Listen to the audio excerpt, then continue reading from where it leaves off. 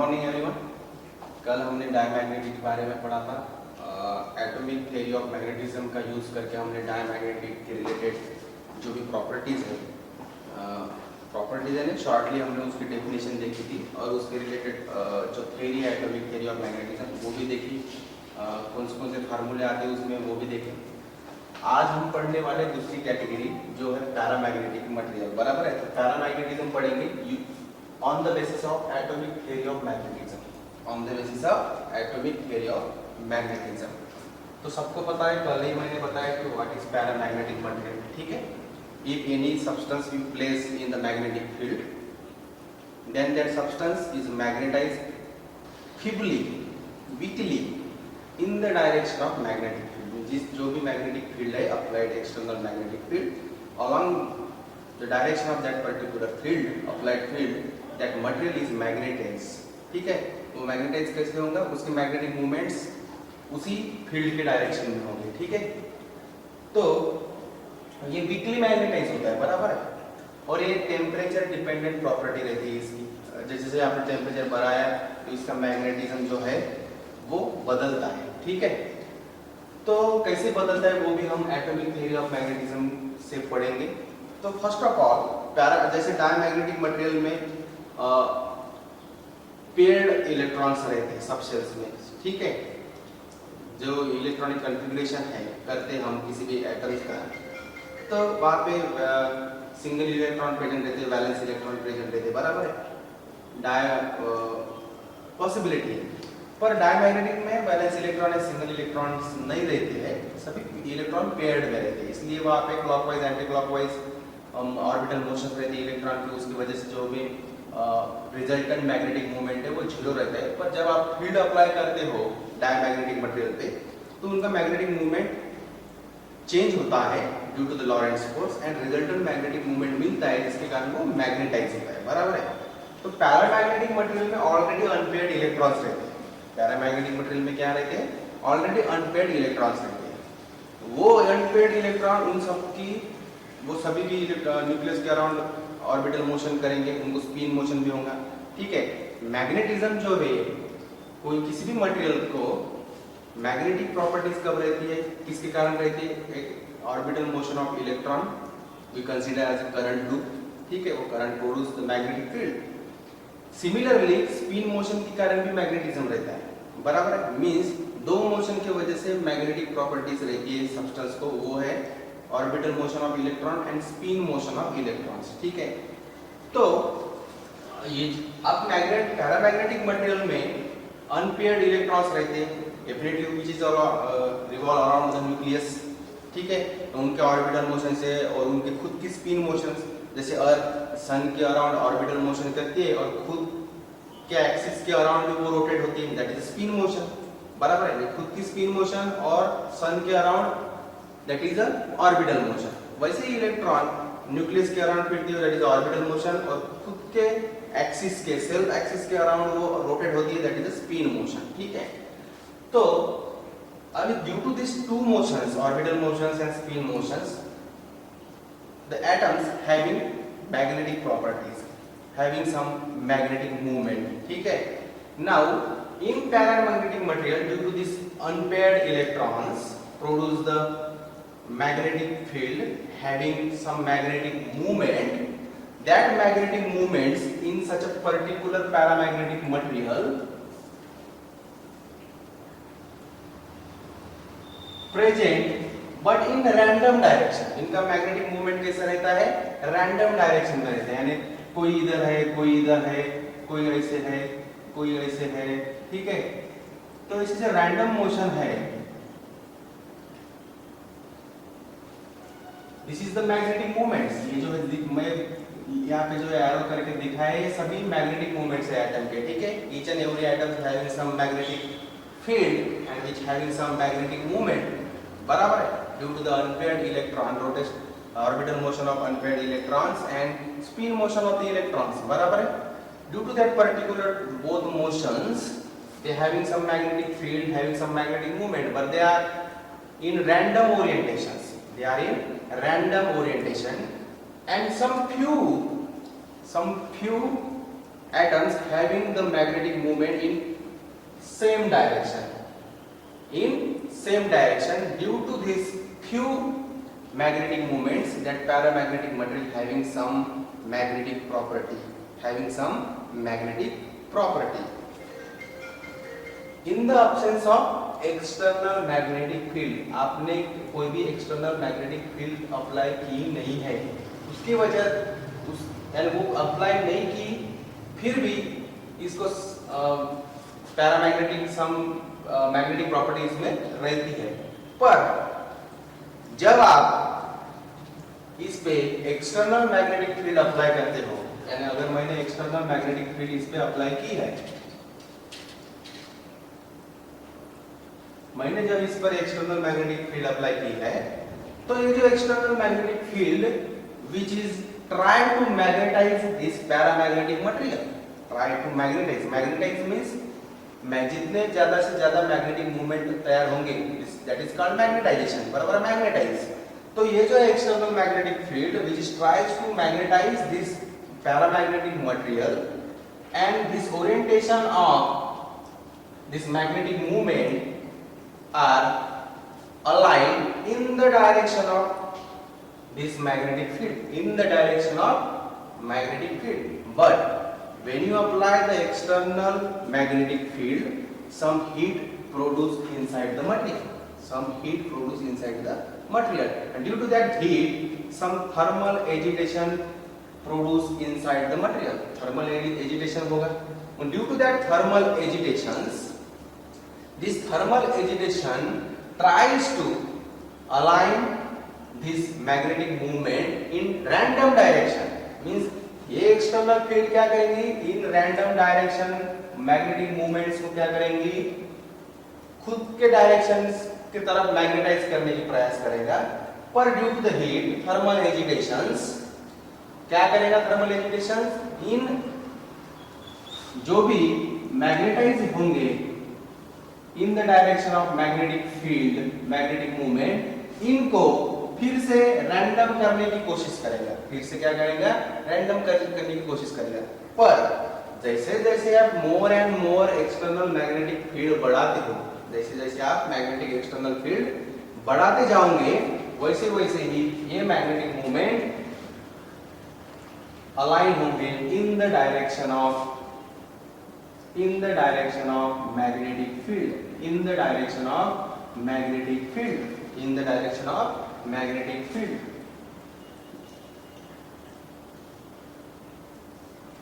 In the direction of magnetic field means दोनों की direction, resultant magnetic movements और हर एक एटम का मैग्नेटिक मूवमेंट और डायपोल मूवमेंट जो है मैग्नेटिक डायपोल मूवमेंट्स मींस हर जो भी डायपोल है वहां पे जितने भी डायपोल्स है, each and every atom is a dipole, जितने भी डायपोल्स है वो क्या करेंगे, डायपोल मैग्नेटिक फील्ड के अलोंग, जैसा ये कोई ऐसे डायपोल, इसका मैग्नेटिक मूवमेंट ऐसा है, इसका डायपोल ऐसा है, मैग्नेटिक डायपोल इसका ऐसा, तो सभी भी एक्सटर्नल मैग्नेटिक फील्ड के अलोंग क्या होंगे, अलाइन होंगे, बराबर है, ओरिएंटेड होंगे, बराबर है।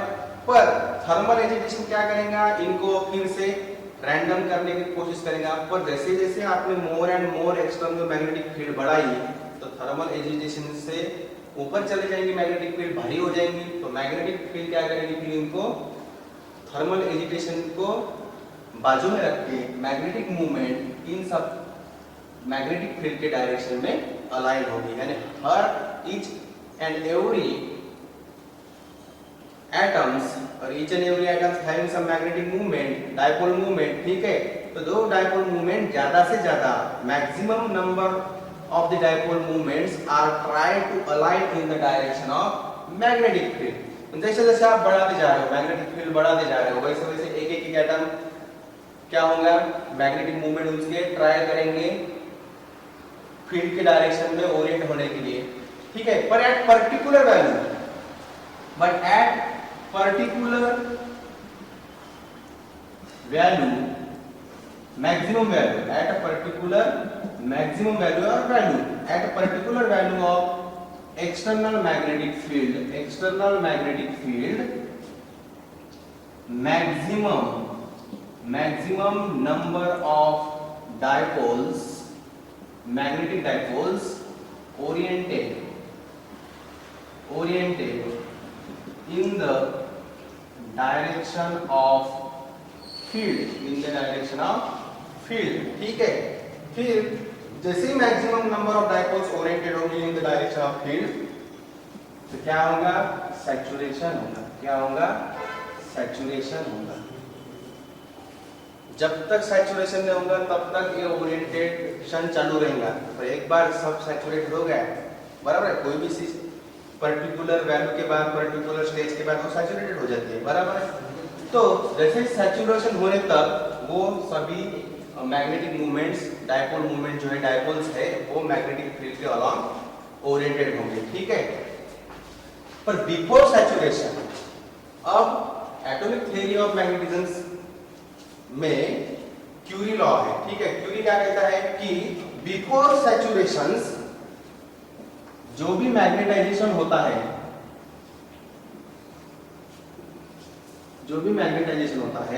that magnetization is directly proportional to external magnetic field. जैसे जैसे आप एक्सटर्नल मैग्नेटिक फील्ड अप्लाई करोगे, वैसे वैसे ही क्या होगा, ये पैरामैग्नेटिक मटेरियल मैग्नेटाइज होना चालू होगा।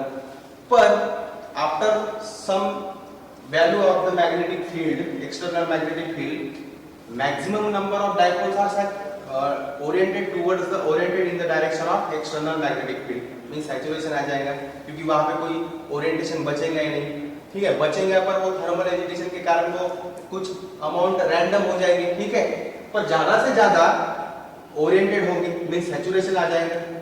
पर before that saturation means initial to that saturation the magnetization is directly proportional to the external magnetic field and inversely proportional to the temperature. ये जो क्यूरी लॉ है, क्यूरी लॉ बोलते हैं इसको, Curie law of paramagnetism,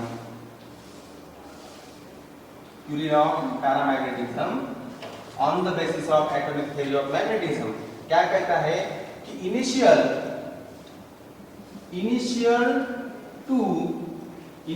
to saturation, इसके बीच में magnetisation, पहले तो स्टार्टिंग में मैग्नेटाइज नहीं था, बराबर है, कुछ मैग्नेटाइज था before applying the external magnetic field, some amount with few amount, then material are magnetized due to the magnetic movement which is oriented in same direction, but for maximum amount are random. But after the applied the external magnetic field, maximum number of dipoles are oriented along the direction of external magnetic field, ठीक है। That is the saturation, that is the initial condition, that is the saturation condition, ठीक है। Now इनके बीच में magnetization is directly proportional to external magnetic field, जैसे जैसे external magnetic field आप अप्लाई करोगे वैसे वैसे मैग्नेटाइज होता है। पर जैसे जैसे आप टेम्परेचर बढ़ाओगे, अगर सपोज आपने magnetic external magnetic field constant रखी, कैसे रखी? कांस्टेंट की बात, चलो भाई एक बार एक्सटर्नल मैग्नेटिक फील्ड इतनी अप्लाई करो जितना मैग्नेटाइजेशन होता है उतना होने दो, फिर उस एक्सटर्नल मैग्नेटिक फील्ड को कांस्टेंट रखो कि इतनी टेस्ला या इतनी एम्पियर पर मीटर हमें एक्सटर्नल मैग्नेटिक फील्ड अप्लाई करनी है, इतनी टेस्ला मैग्नेटिक फील्ड अप्लाई करनी है, ठीक है। उसको कांस्टेंट रखो, कांस्टेंट रखने के बाद आप टेम्परेचर बढ़ाओ, उस मैग्नेटिक मटेरियल को टेम्परेचर दो, तो क्या होगा? ये फिर से रैंडम हो जाएंगे, ये फिर से क्या होगा? स्टार्ट टू रैंडम, बराबर है, ये रैंडम हो जाएंगे due to the thermal agitation, क्योंकि टेम्परेचर बढ़ेगा, थर्मल एजिटेशन बढ़ेगा, तो वो क्या करेगा? मैग्नेटाइजेशन को अपोज करने का प्रयास करेगा, बराबर है। That's why magnetization is inversely proportional to temperature. अगर इन दोनों को मैं फॉर्मुलेट करता हूं तो क्या होगा? Magnetization is directly proportional to H and inversely proportional to temperature. Therefore, magnetization is equal to something constant into H by T. ठीक है, H by T। अगर इस H को मैं इधर लाऊंगा, यहाँ पे मल्टीप्लिकेशन में, यहाँ पे डिवीजन में आ जाएगा, तो क्या होगा? मैग्नेटाइजेशन पर external magnetic field is equal to C by T। और हमने ये डेफिनेशन पढ़ी है कल के लेक्चर में। मैग्नेटाइजेशन पर एक्सटर्नल मैग्नेटिक फील्ड क्या होता है? ससेप्टिबिलिटी। क्या होती है? Susceptibility means this equation gives susceptibility at maximum susceptibility. M क्यों लिखा है? क्योंकि सैचुरेशन कंडीशन है। M susceptibility means it is magnetic susceptibility. M for magnetic susceptibility, ठीक है, इज इक्वल टू क्या होगा? दिस इज xm, ठीक है, is equal to c by t, c by t, and this c is Curie constant. इसे क्या कहेंगे हम? Curie constant. इसे कहेंगे हम Curie constant. Means susceptibility of paramagnetic material, susceptibility of paramagnetic material is inversely proportional to the temperature। जैसे जैसे temperature आप बढ़ाओगे वैसे वैसे ससेप्टिबिलिटी जो है पैरामैग्नेटिक मटेरियल की क्या होगी? कम होती जाएगी। क्या हो जाएगी? कम होती जाएगी। तो ये इक्वेशन, ये रिलेशन और ये जो ससेप्टिबिलिटी ऑफ पैरामैग्नेटिक मटेरियल का फार्मूला है C/T, ये ध्यान में रखना है आपको, ठीक है। Susceptibility of paramagnetic material is inversely proportional to the temperature. अब इसी में, अब इसी क्यूरी लॉ में क्यूरी टेम्परेचर का कंसेप्ट है। तो व्हाट इज क्यूरी टेम्परेचर?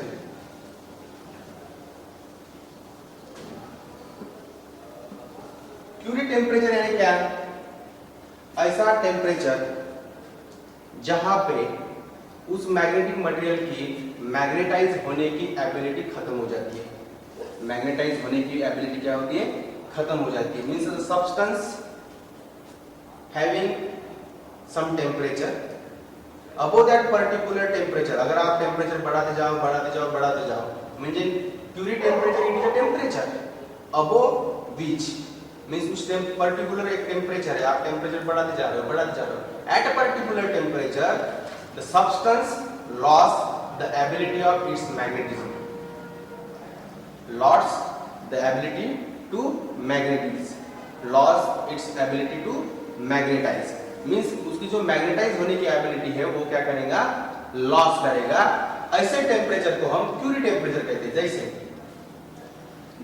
अगर पर्टिकुलर आपने टेम्परेचर बढ़ाते गए बढ़ाते गए बढ़ाते गए, पर्टिकुलर टेम्परेचर तक मैग्नेटाइज हो रहा है, इस टेम्परेचर पे मैग्नेटाइज हो रहा है, दूसरे टेम्परेचर बढ़ाते रहे, हम चेक करते जा रहे हैं कि हर एक टेम्परेचर को मैग्नेटाइज होने की इसकी एबिलिटी हो रही है, पर ऐसे पर्टिकुलर टेम्परेचर आएगा जिस पे उसका मैग्नेटाइजेशन नियर अबाउट जीरो हो जाएगा। मींस उसकी मैग्नेटाइजेशन होने की जो एबिलिटी है वो क्या हो जाएगी?